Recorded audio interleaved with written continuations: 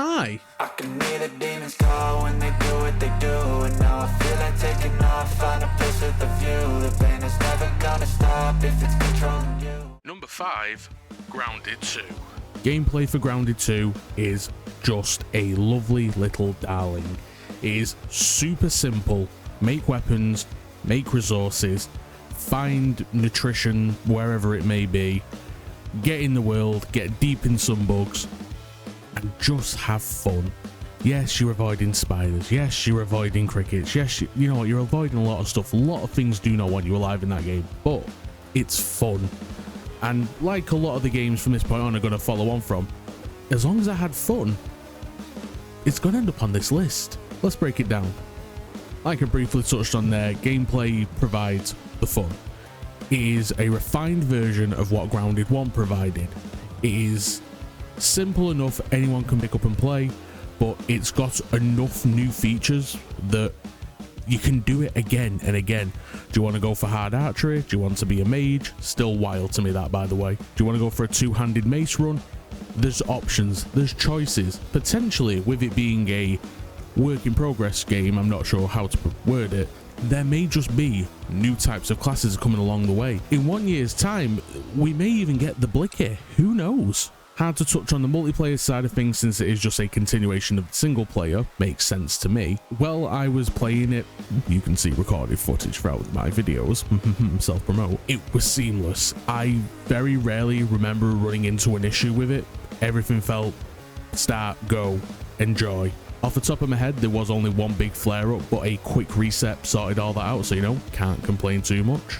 As far as downsides, the only thing what really comes to mind is, with these type of games, when it launches, it has the idea that, oh, we're going to release over time, but I feel with games these days, it launches with enough content to get you about a couple of days deep, and then the well runs dry pretty quickly.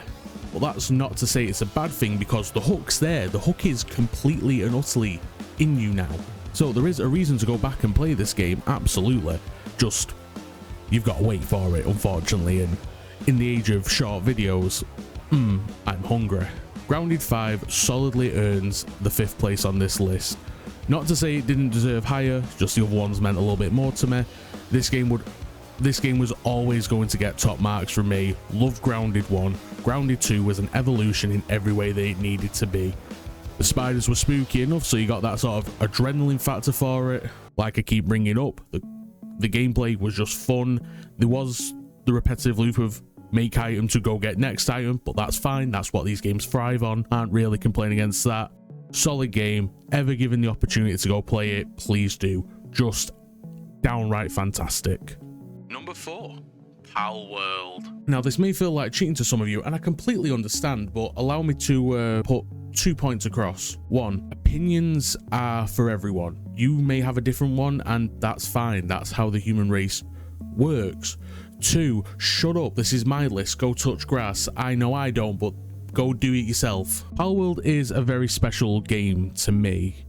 I won't tell you why yet. Maybe later down the line, I'll express why Pal World means a hell of a lot to me.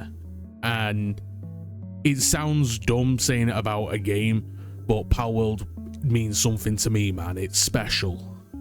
Not because of the game itself, but for what I did. But moving on from that. But I left it for a little bit, you know, you play a game enough, and oh boy, did I play it a bit. And I came back to it this year because I was waiting for another game that's on this list, so I'm not going to say it's come out, and I needed something to pass the time, and the boys said we need to get a server game. You know, you usually do your Minecraft and that, but we thought we don't really want to do Minecraft, we want to do something else. And well, Pal World came in rotation, and we had not played it for like a while. I think in the last time we must have played it for them was just as the I forget the name of the DLC, but the Japanese island that had just dropped. Like, I think it had dropped 2 days in, and then we just dropped it because live commitments. Oh boy, it was good to get onto the new islands and finally complete the Japanese islands and complete the Viking islands. Well, goddamn, why is he such a hard boss? Gameplay, it's there. It is still Palworld. It is still fantastic. God, I'm really just going to keep using the word fantastic, aren't I?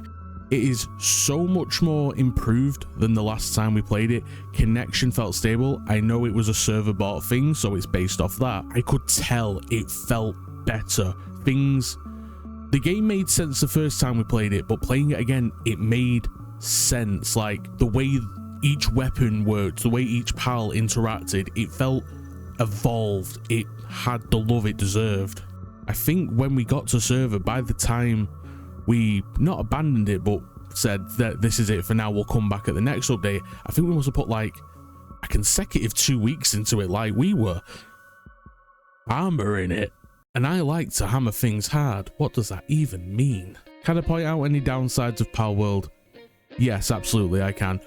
The bosses, once you get past the initial 4 towers, there's a power gap between the bosses. Like, you suddenly can't just play chilled. You suddenly have to do the Pokemon thing of, I need to min-max my stats. I need to make sure this armor is at this tier, blah, blah, blah, blah, blah. You've got to lock in.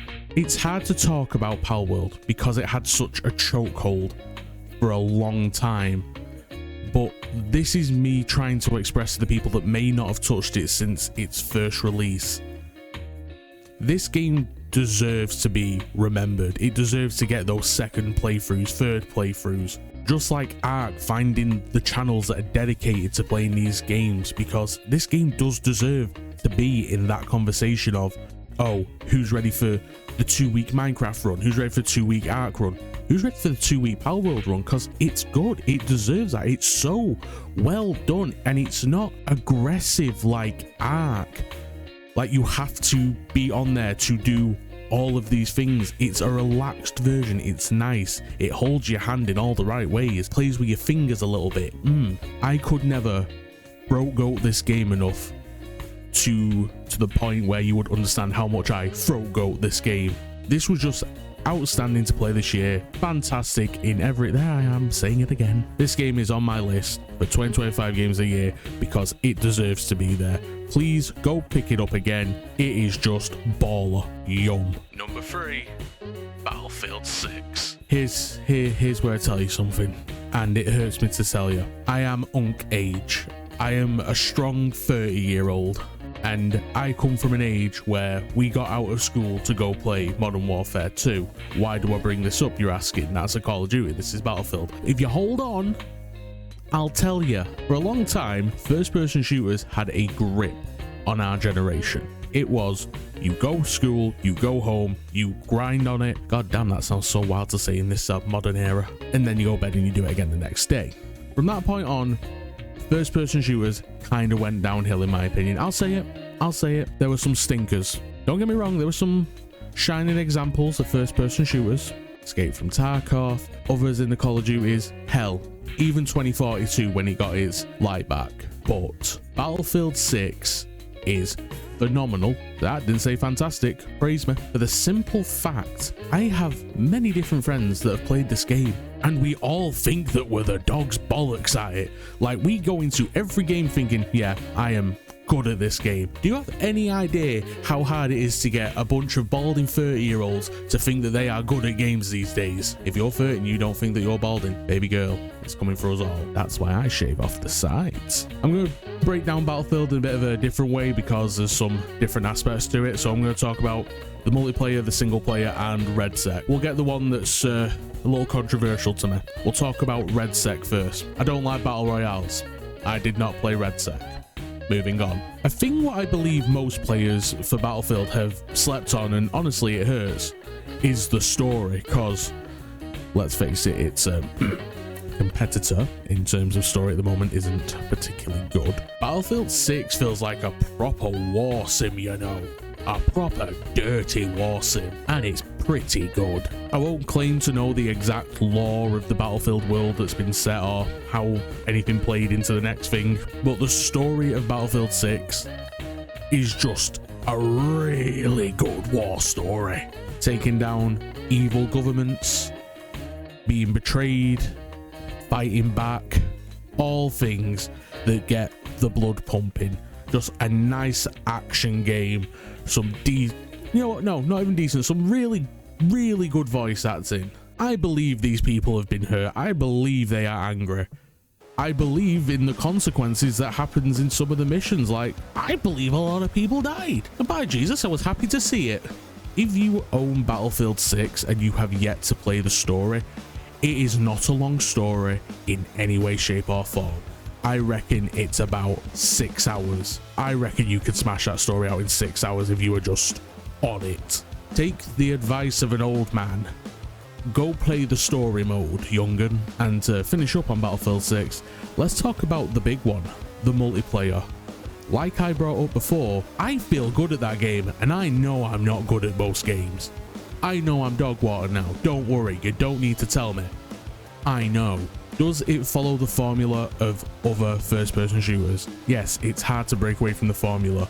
Use the starting guns, get some kills, level up, unlock more guns. Oh, there's challenges to get guns that aren't related to levels. It's been done before, it'll be done again. Battlefield makes it feel good. Every weapon feels slightly different to the next one. Yeah, all the assault rifles are full auto, but they all feel a little bit different. They all feel like this could be my gun. My friend is good with that gun. It feels like there's a level of customization to your playstyle with it. I know what I mean. You don't need to. I know. Let me vomit my words. With the raging success that this game has had, I am in full confidence that this game is going to continue to get the love it deserves as far as online goes. New maps, new guns, battle passes, feelings can be different on that depending, but I feel it's going to be taken care of for a while at least. Ultimately, all Battlefield games do get the you can buy a server and then 10 years time you're still on that one guy's server who didn't like that one gun, so for some reason that one gun's banned. Yeah, I don't know why. Battlefield 4, there was an entire server that banned UMP. In short, second verse same with the first. Go play Battlefield. It's pretty good. Makes me feel good in the region. Number 2. Borderlands 4. Now, this one may confuse a few of you because I got a very good video reaction, 2,000 views, that's pretty good for me, of me saying Borderlands 4 was the best game in the Borderlands series. And it was. I stand by that. The raid boss that just came out is okay. Listen, I'll be proven right. All of you eventually will enjoy it. Can I talk badly on this game? Yes. Am I going to? Yeah, go on then. Going back to it, the gameplay loop feels very short compared to all of the other Borderlands. It takes me a couple of hours to do the main story, like point B almost. With Borderlands 2, 3, pre-sequel, all the other ones, it takes me a few days, realistically. I don't know why, but I find myself taking longer with them, like just enjoying it. That's not to say it was bad. I think it's just due to it being open world almost, you felt it was like a very quick straight line. But for every bad thing I could ever say about the game, realistically, even though I only mentioned one, I can bring up something good. The gunplay is still absolutely fine. I love the Vault Hunters aiming on top, baby. There's something there for everyone. Like, each character has its own different play styles. It's just good stuff. There is plenty of reasons to go back to Borderlands 4 once you complete it. There's going to be updates, there's going to be DLC. You've currently got the Christmas event, I believe. Is there a reason to go back to the game? Yes, absolutely. The game is going to receive updates. It's currently received updates. It's the Christmas event. There's a reason to go back, and there's going to be more from on out. I'm finding this one hard to talk about because I already did my big video on it, but I'll try and sum it up quick. Is it fun? Yes. Can you get bored of it eventually? Yes. Can you get bored of any game? Yes. Will you return to games you've gotten bored of given enough time? Yes. Shocker, I had fun with this one. Wonder where you heard that before. It kept me entertained, kept me engaged. I got a couple of run-throughs with it. Different characters provided different perspectives. Walking like a tank, walking like a knife.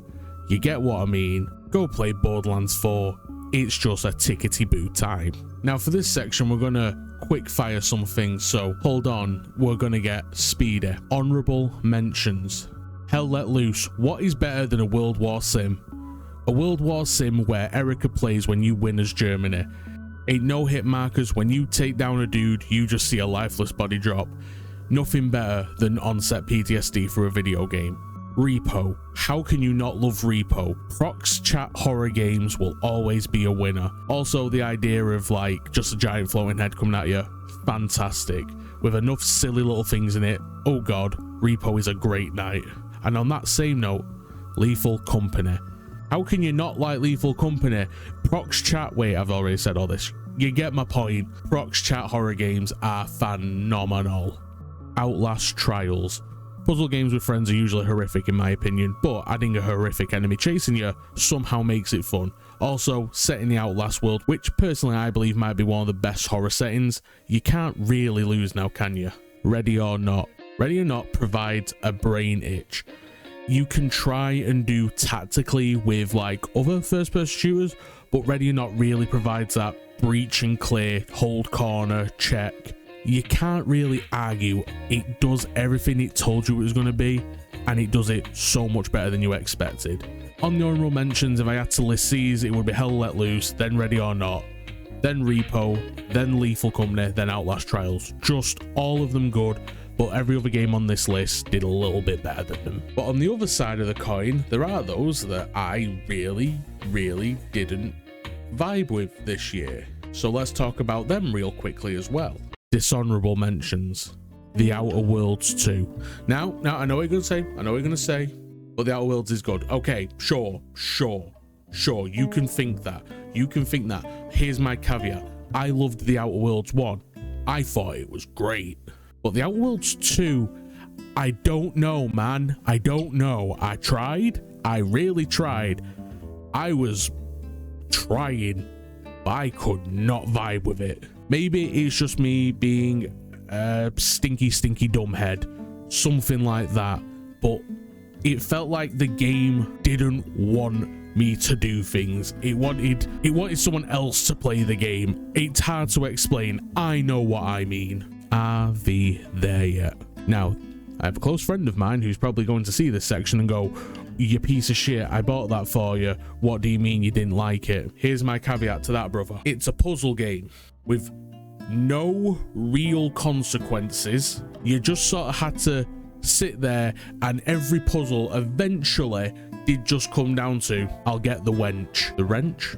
I'll get that, and it'll pull me out of whatever bad situation I am in with no repercussion whatsoever. Did enjoy driving the car. That was very fun.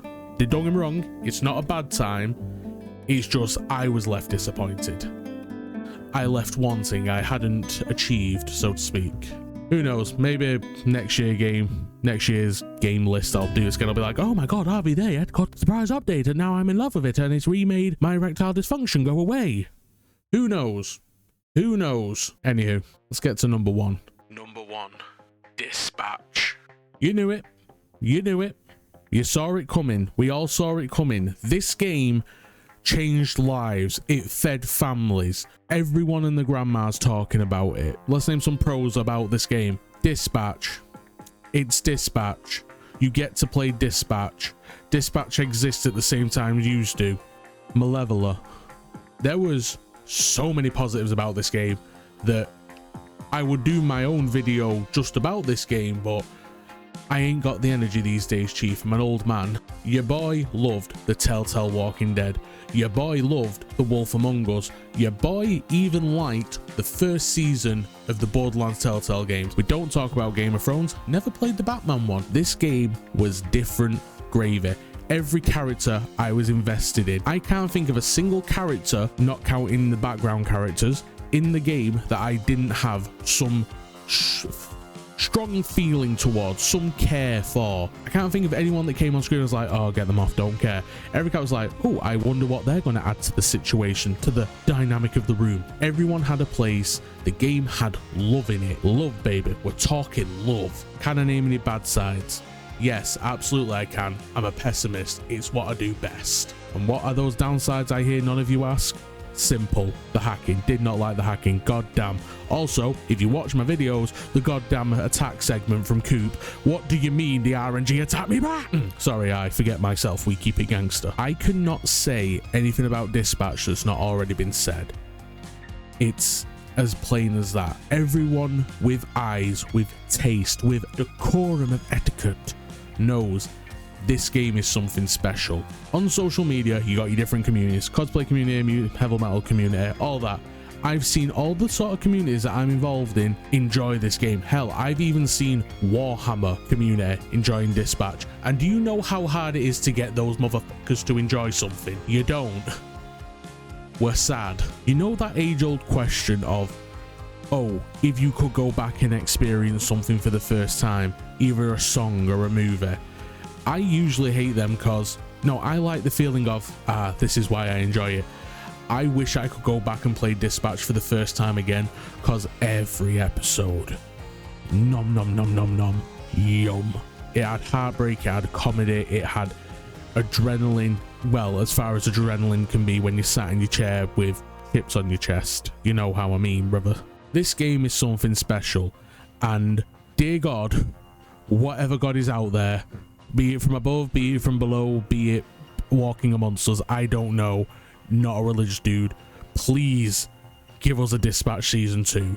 The game is just so outstandingly fun. Yeah, I said it. I am shaking with how much I love this game. Right, now that I've stopped throat goating, let's wrap this up. Thank you for sitting through my mad ramblings. I can't tell you how long the video is. I've not edited the video yet. This is literally 2 seconds after recording the Dispatch segment. So, from the chest this bit. Thank you for those who took the time to watch this video with my thoughts and feelings on today's gaming market. I know I kind of cheated with the Palworld one, but my list, you know how we be. The reason I like making this video, even though I've only done one in the past for 2023, 2024 was a scuffed year, is because there is a chance that someone who has stumbled across my videos might not have played one of these games. And if they can walk away playing at least one of the games, or even one of the games in the honorable mention, if they watch that far, that they'll go, I've heard a couple of people talk about it, or damn, I like the way this large man talks about this game, I'm gonna go play it. That makes me happy. I know I get no monetary game out of it, but god damn it, I care about games and their successes. The idea that if Grounded 1 gets 10 more players and that's enough for the makers to go, let's go make Grounded 3, or let's pump up the production of next DLC, then I'll take it. That's a win for me. I'm getting something out of it in the end. But yeah, just wanted to express that feeling. But as always, cause I like to do recordings and I like to do outros so I can hear my own voice, cause that's what gets me going at night. Thank you as always as watching, and I hope you have a fantastic evening or morning whenever you watch this, in all God's honesty. Bye darling.